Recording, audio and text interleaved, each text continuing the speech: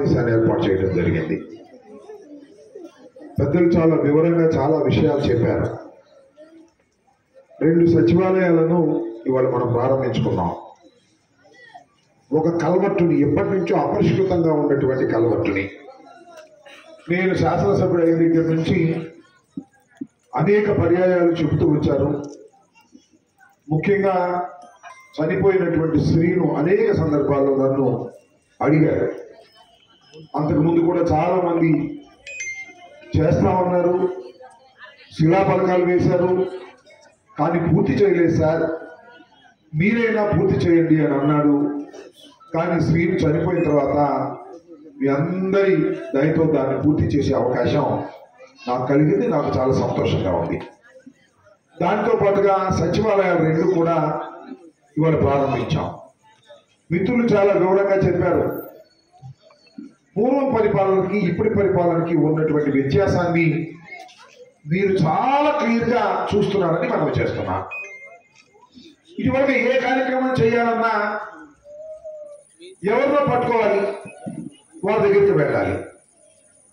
లేదు వృద్ధాప్య పెన్షన్ వచ్చింది అంటే ఎండిఓ ఆఫీస్కి వెళ్ళాలి, లేదా ఎంఆర్ఓ ఆఫీస్కి వెళ్ళాలి, వెయిట్ చేయాలి, ఏడు ముద్ర వేయాలి, డబ్బు వస్తే తీసుకోవాలి, లేకపోతే ఇంటికి వెళ్ళి మళ్ళీ 2 రోజులు వెళ్ళాలి. కానీ వాళ్ళ వ్యవస్థలో అన్ని మార్పులు తీసుకొచ్చినటువంటి ఘనత ఈ రాష్ట్ర ప్రభుత్వాన్ని, జగన్మోహన్ రెడ్డి గారిది అని చాలా స్పష్టంగా నేను చెప్పదలుచుకున్నాను. ఇవాళ వృద్ధాప్య పెన్షన్ కావాలి అంటే మీరు వెళ్ళవలసిన అవసరం లేదు. 1వ తారీఖు రాగానే మీ క్లస్టర్లో మీ వాలంటీర్ వచ్చి మీకు డబ్బులు ఇచ్చి ఏడు ముద్ర వేసుకొని వెళ్తున్నటువంటి సందర్భాన్ని వాళ్ళ గుర్తు చేస్తున్నా.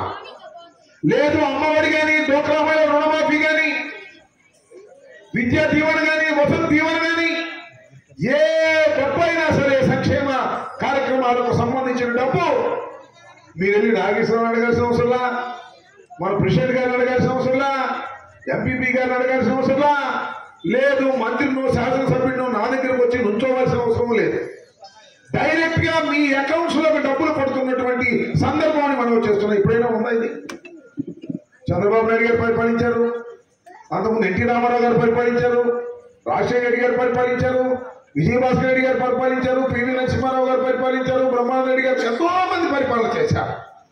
ఎవరు పరిపాలన చేసినా మీ చెంతకి ప్రభుత్వాన్ని తీసుకొచ్చినటువంటి వ్యక్తి జగన్మోహన్ రెడ్డి అని ఈ సందర్భంగా నేను మనవి. 1 కాదు 2 కాదే, అనేక సంక్షేమ కార్యక్రమాలు తీసుకొచ్చి అమలు చేస్తున్నాడే. ఎన్ని సంక్షేమ కార్యక్రమాలు చంద్రబాబు ఇచ్చాడు వాగ్దానాలు. ఏ వాగ్దానాన్ని నిలబెట్టనటువంటి వ్యక్తి నారా చంద్రబాబు నాయుడు గారు. మీకు గుర్తుందా? 2014లో మేము పోటీ చేశాం. నేను 924 ఓట్లతో ఓడిపోయా.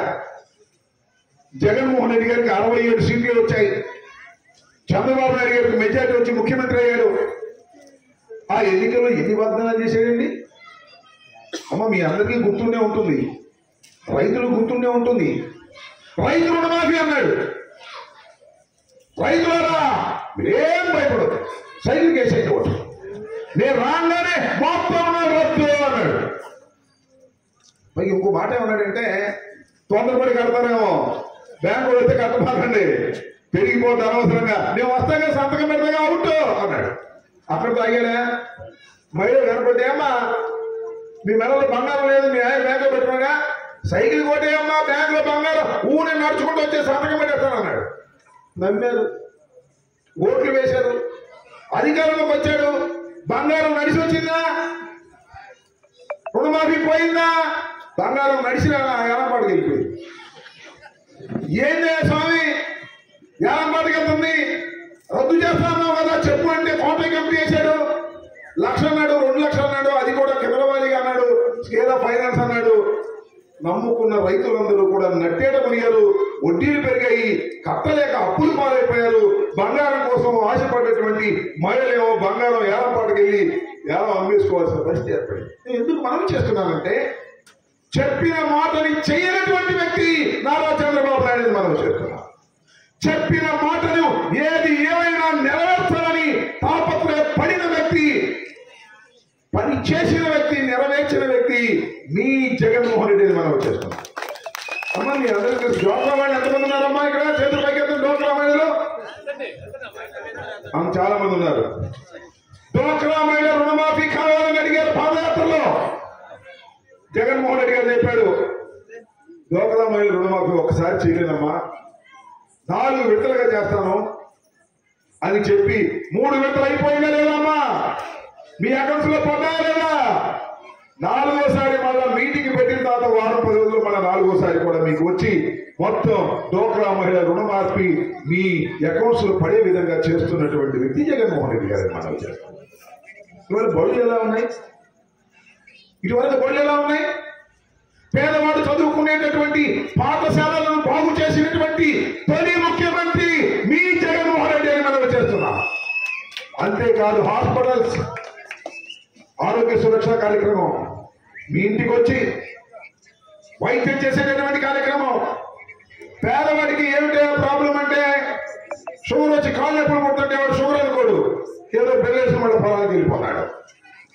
వెళ్ళి నర్సరాపేటలోనో సత్యనపల్లిలో చూపించుకోవాలంటే బద్దకమో, డబ్బు లేకనో, కూలి డబ్బులు పోతాయనో వెళ్ళడు, రోగం ముదిరింది, ప్రాణాపాయం అవుతుంది. కానీ జగన్మోహన్ రెడ్డి ముఖ్యమంత్రి అయిన తర్వాత మన ఊరికే వైద్యం వచ్చి వైద్యం చేసేటటువంటి ఒక గొప్ప విధానాన్ని మనకు అందించినటువంటి ముఖ్యమంత్రి జగన్మోహన్ రెడ్డి అని సందర్భంగా మనం చేస్తున్నాం. ఇన్ని కార్యక్రమం చెప్పుకుంటూ పోతే మనం మీకు బోర్డు వచ్చి లేచి వెళ్ళిపోతారు. ఎందుకంటే ఇప్పుడు చాలా టైం అయిపోయింది, 9 అవుతుంది, భోజనాల టైం అవుతుంది. ఇట్లా 1 కాదు 2 కాదు, మీరు ఆలోచన చేయమని మనం చేస్తున్నాం. 50 ఏళ్ళకు వాలంటీర్, మీకు ఏదైనా ఇబ్బంది ఉంటే వాలంటీర్ కనపడ్డాడు. రాంబాబు కనపడ్డాడు. రాంబాబు మంత్రి, విజయవాడలో ఉంటాడు, విశాఖపట్నంలో ఉంటాడు, తిరుపతిలో ఉంటాడు, రాష్ట్రం అంతా తిరుగుతాడు. మీ ఎమ్మెల్యే మంత్రి. కానీ ప్రభుత్వం నియమించేటువంటి వాలంటీర్ మీ గడప దగ్గరకు వచ్చినారా రాత్రుల అడుగుతా ఉన్నా. ఏ పనైనా కావాల్సి వస్తే వాలంటీర్ ద్వారా తెలుసుకునేటటువంటి కార్యక్రమం. సచివాలయాలు ప్రారంభించాం, ఇంకా అవి పూర్తిగా మొత్తంగా పని మొదలుపెట్టలేదు. నేను గుర్తుపెట్టుకోండి, ఇటువరకు పొలం రిజిస్టర్ చేసుకోవాలంటే ఎక్కడికి వెళ్ళేవాళ్ళు? రిజిస్టర్స్కి వెళ్ళేవాళ్ళు. ఇంకా మీరు పొలాలు రిజిస్ట్రేషన్ చేసుకోవాలన్నా, అమ్ముకోవాలన్నా, కొనుక్కోవాలన్నా ఎక్కడికి వెళ్ళవలసిన అవసరం లేదు. మీ సచివాలయంలోనే ఆ రిజిస్ట్రేషన్ కార్యక్రమాన్ని పెట్టబోతున్నాడు మీ అన్న జగన్మోహన్ రెడ్డి అని మనం చేస్తున్నాం. ఎరువులు కొనాలన్నా అక్కడే, విత్తనాలు కొనాలన్నా అక్కడే, ధాన్యం అమ్మాలన్నా అక్కడే, పత్తి అమ్మాలన్నా అక్కడే, మిర్చి అమ్మాలన్నా అక్కడే. ఊరు దాటి బయటకు వెళ్ళవలసిన అవసరం లేనటువంటి ఒక కొత్త విధానాన్ని ప్రవేశపెట్టి అమలు చేస్తున్నటువంటి సందర్భం. మరొక్కసారి మీరందరూ అవకాశం ఇస్తారని నేను ప్రత్యేకంగా చెప్పాల్సిన అవసరం లేదు. ఇంకా వాటిని పూర్తిగా అమలు చేయవలసినటువంటి బాధ్యత జగన్మోహన్ రెడ్డి గారి మీద ఉందని మనకి 5 సంవత్సరాలు కొన్ని ప్రారంభించాడు. ఇక్కడ వెల్నెస్ సెంటర్ కంప్లీట్ కాల, వైద్యానికి సంబంధించి సెక్రటరీ 2 అయిపోయినాయి, అది కూడా పూర్తి చేసేస్తాం రాబోయే కాలంలో అని మనం చేస్తున్నాం. ఇన్ని చేస్తున్నటువంటి జగన్మోహన్ రెడ్డి అంటే తీసేస్తారంట. ఎవరు? చంద్రబాబు. అది ఒకరి వల్లే కాదంట, మరి ఈయన కూడా కావాలంట. పవన్ కళ్యాణ్ ఆయన కలిసి దించుతారంట. నేను అడుగుతా ఉన్నా, ఎందుకైనా ఇద్దరికైతే దించాల్సిన అవసరం ఏంటంటే, మీరు ఉన్నప్పుడు ఏం పగలు తీశారని? 5 సంవత్సరాలు పరిపాలన చేశావు కదా నువ్వు, ఏం పగలు తీశావు? ఒక్క హామీని కూడా నెరవేర్చినటువంటి దుర్మార్గమైన పరిపాలన చేసినటువంటి చంద్రబాబు నాయుడిని నిలబెట్టి ఏం చేశారు? 175 సీట్లు ఉంటే 23 ఇచ్చారు. వాళ్ళ అబ్బాయిని తీసుకొచ్చి పెట్టాడు. మా అబ్బాయి లోకేష్ మంత్రిచా మగనీరులో పోటీ చేశాడు. తుక్కుగా పడగొట్టేశారు. ఎందుకు పడగొట్టారు? సరైన పరిపాలన అందించలేకపోయాడు చంద్రబాబు నాయుడు గారు అని మనం చేస్తున్నాం. ఇవాళ జగన్మోహన్ రెడ్డి గారు సరైన పరిపాలన అందించాలని మనం చేస్తున్నాం. గుండె మీద చేయి వేసుకొని చెప్తున్నా. అలాంటి పరిపాలన చేసినటువంటి జగన్మోహన్ రెడ్డి గారిని దించేటటువంటి ధైర్యం వాళ్ళిద్దరు కాదు, ఇంకా 100 మంది కలిసినా కాదు. మీ అందరి ఆశీస్సులు ఉన్నందుకు, మీ ఆశీస్సులు లేదనుకో దారిపోయి దించేస్తాడు. మీ అందరికీ మేలు చేయలేదనుకో వాళ్ళిద్దరు కలవాలి. ఒకటి దాడు మీకు మేలు చేశామని మనం చేస్తున్నా. 5 సంవత్సరాల పాటు పరిపాలన చేసినటువంటి జగన్మోహన్ రెడ్డి ప్రజలకు మేలు చేయాలనే తాపత్రయంతో పనిచేశాడు. ప్రజల కష్టాల్లో సుఖాల్లో పాలు పంచుకోవాలని పనిచేశాడు. నేను మనం చేస్తున్నా. కరోనా వచ్చింది, ఎంత పెద్ద కాదు అండి. ఇప్పుడు ఊహించావా? ఇంటి బయటకు వచ్చావా? మేమే రాలా, మూతి గుడ్డ కట్టుకున్నావా? పనికి వెళ్ళడానికి వీల్లేదు, పక్కడితో మాట్లాడడానికి వీల్లేదు. అలాంటి పరిస్థితుల్లో ఆదాయం తగ్గిపోయాయి, ఆదాయాలు తగ్గిపోయాయి, రాష్ట్రాల ఆదాయాలు తగ్గిపోయాయి. ప్రపంచంలో కొన్ని దేశాలైతే దివాళాలు తీసాయి, షట్ డౌన్ అయిపోయాయి. నేను మనవి చేస్తున్నా, అలాంటి సమయాల్లో ఈ రాష్ట్ర ముఖ్యమంత్రి మీ సోదరుడు మీ జగనన్న బటన్ నొక్కడం మాత్రం ఆపలేదు. గుర్తు పెట్టుకోమని చేస్తున్నా. కష్టపడ్డాడు, నష్టపడ్డాడు, అప్పు చేశాడు, సొప్పు చేశాడు. బటన్ నొక్కి నొక్కి మీ అందరికీ సంక్షేమ కార్యక్రమాలు అందించినటువంటి జగన్మోహన్ రెడ్డిని ఓడించగలిగిన పేదల గుండెల్లో గుడి కట్టుకున్నాడమ్మా జగన్మోహన్ రెడ్డి గారు.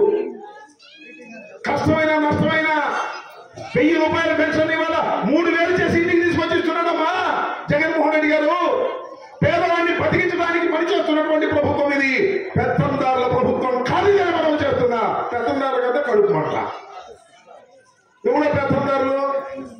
చంద్రబాబు వాళ్ళ అబ్బాయి, మా పవన్ కళ్యాణ్, రామోజీరావు, రాధాకృష్ణ, ఆంధ్రజ్యోతి రోజు రాస్తున్నారు ఫ్రంట్ పేజీ. ఓడిపోతుంది ప్రభుత్వం. ఎవరు నమ్ముతాడు చెప్పండి? నాకు అర్థం కాలేదు. నేను ఒకటే మనం చేస్తున్నా, ప్రజల కోసం పనిచేసినటువంటి ప్రభుత్వాన్ని ఎవరు దించలేదు. రాజశేఖర రెడ్డి గారు 5 సంవత్సరాలు పరిపాలన చేశాడు, అందరూ ఏకమయ్యారు. అయినా రాజశేఖర రెడ్డి గెలిచాడు, గుర్తుపెట్టుకోండి. దురదృష్టం చనిపోయేది వేరే విషయం. ప్రజలకు మేలు చేసినటువంటి ప్రభుత్వాన్ని దించడం ఎవరి వల్ల అవుతుంది?